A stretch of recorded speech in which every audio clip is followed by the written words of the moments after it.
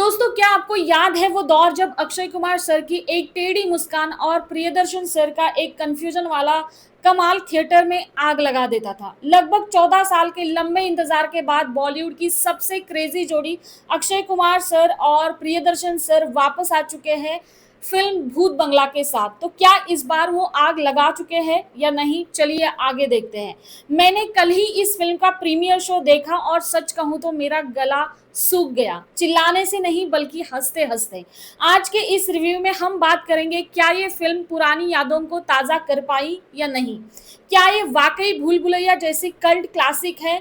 चलिए बिना किसी देरी की भूतिया महल के अंदर चलते हैं। नमस्कार दोस्तों, welcome back to the Moksha show. Film शुरू होते ही आपको वो पुरानी वाली खुशबू आने लगेगी। हम सबने हेरा फेरी, भूल भुलैया, गरम मसाला और खट्टा मीठा देखी है। प्रियदर्शन सर की फिल्मों की सबसे बड़ी खासियत यही होती है, किरदारों की भीड़ और उनके बीच की होने वाली गड़बड़।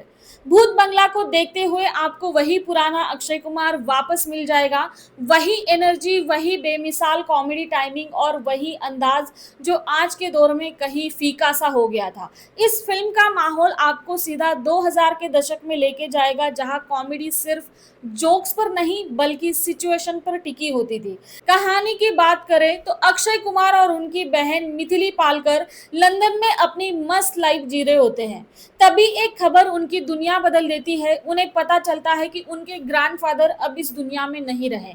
अब ट्विस्ट ये है कि दादाजी अपनी सारी जायदाद और पुश्तैनी महल मिथिली पालकर के नाम कर गए हैं। लेकिन ये महल सिर्फ ईंट पत्थरों का नहीं है, यहाँ की दीवारों में उनके परिवार के कुछ ऐसे गहरे और डरावने राज दबे हैं जो एक एक करके अक्षय के सामने आने लगते हैं। क्या ये वाकई भूतों का डेरा है या कोई इंसानी साजिश? यही फिल्म की असली सस्पेंस है। फिल्म का फर्स्ट हाफ किसी मास्टर क्लास से कम नहीं है। राइटिंग इतनी क्रिस्प है कि आपको पलक झपकने का मौका तक नहीं मिलेगा। जैसे ही अक्षय उस महल में एंटर करते हैं, कॉमेडी का गियर चेंज हो जाता है। अक्षय कुमार और उनके साथ मौजूद जो बाकी कलाकार हैं, जिनमें राजपाल यादव और परेश रावल की झलकियां आपको पुरानी याद दिला देगी। उनके बीच की नोकझोंक कमाल की है। प्रियदर्शन सर ने डराने के साथ साथ हंसाने का जो बैलेंस बनाया है वो काबिले तारीफ है। आप डरेंगे भी लेकिन अगले ही पल पेट पकड़कर हंसेंगे भी। लेकिन क्या ये बैलेंस पूरे फिल्म में मेंटेन है? चलिए आगे देखते हैं। यहाँ डायलॉग से ज्यादा अक्षय के एक्सप्रेशन खेल जाते हैं। फिल्म में वामिका गप्पी का भी अपीयरेंस है, लेकिन इस कैरेक्टर के बारे में मैं आपको ज्यादा नहीं बताऊंगी।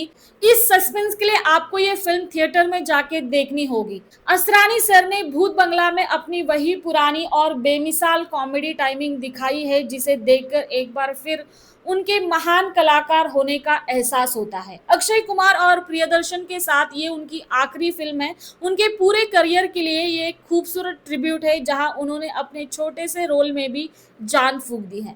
अब आते हैं फिल्म के सेकंड हाफ पर। यह फिल्म अपनी रफ्तार बदल लेती है। अगर आप सिर्फ कॉमेडी के लिए गए हैं तो यहाँ आपको थोड़ा संभलना होगा। इंटरवल के बाद कहानी का रुख एक एक्शन और मिस्ट्री की तरफ ज्यादा मुड़ जाता है और दोस्तों यही हमें तब्बू देखने को मिलती है। उन्हें देखकर साफ लगता है कि मेकर्स ने उन्हें सिर्फ और सिर्फ इसलिए लिया है ताकि दर्शकों को वही भूल भुलैया वाली फीलिंग दी जा सके।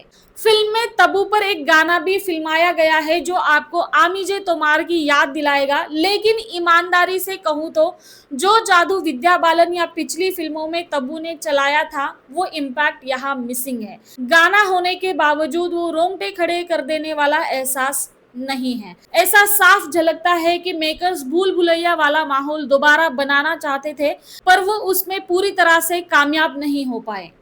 हालांकि इस फिल्म की कहानी भूल भुलैया से थोड़ी ज्यादा कॉम्प्लिकेटेड है। अच्छी बात यह है कि मेकर्स ने फिल्म के आखिरी में आपके हर सवाल का जवाब दे दिया है, कुछ भी अधूरा नहीं छोड़ा।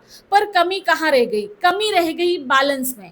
फर्स्ट हाफ में जो जबरदस्त कॉमेडी, सस्पेंस और डरावने सीन्स का तालमेल था वो सेकंड हाफ में थोड़ा बिखर जाता है। मेकर्स ने चीजों को समझाने के लिए इतना वक्त लगा दिया है कि कॉमेडी टाइमिंग और नॉस्टैल्जिया पीछे छूट गया है। देखिए, हम जब ऐसी फिल्में देखते हैं तो तुलना करना तो लाजमी बनता है। हम बार बार इसकी तुलना भूल भुलैया से करते हैं, लेकिन सच तो ये है कि भूत बंगला का वो असर उतना गहरा नहीं है। फर्स्ट हाफ के मजबूत पकड़ होने के बावजूद सेकंड हाफ के एक्सप्लेनेशन एक्शन वाले मोड की वजह से ये फिल्म थोड़ी ढीली पड़ जाती है। फिल्म का बीजीएम बहुत ही इम्प्रेसिव है जो हॉरर वाले सीन्स में आपकी धड़कनें बढ़ा देगा। सिनेमाटोग्राफी की बात करें तो उस पुराने महल को जिस तरीके से शूट किया गया है वो वाकई में डरावना और भव्य लगता है। अक्षय कुमार ने साबित कर दिया है कि कॉमेडी के किंग आज भी वही है। मिथिली पालकर ने भी अपनी भूमिका को बहुत ही सादगी और मजबूती के साथ निभाया है। दोनों की भाई बहन वाली केमिस्ट्री फिल्म का दिल है।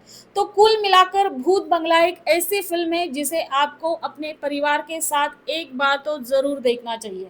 क्यों देखें? अक्षय और प्रियदर्शन की आइकॉनिक वापसी, शानदार फर्स्ट हाफ और पुराने कॉमेडी वाली वाइब के लिए। लेकिन अगर आप उम्मीद कर रहे हैं कि आखिरी सीन तक सिर्फ हंसी होगी तो सेकेंड हाफ का एक्शन आपको थोड़ा हैरान कर देगा।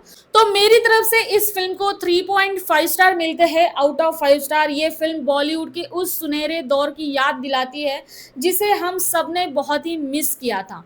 तो टिकट बुक कीजिए और पहुंच जाइए अपने नजदीकी सिनेमाघरों में। आपको क्या लगता है, क्या अक्षय और प्रियदर्शन की ये जोड़ी हेरा फेरी 3 में भी ऐसी ही कमाल करेगी? कमेंट सेक्शन में अपनी राय जरूर बताएं।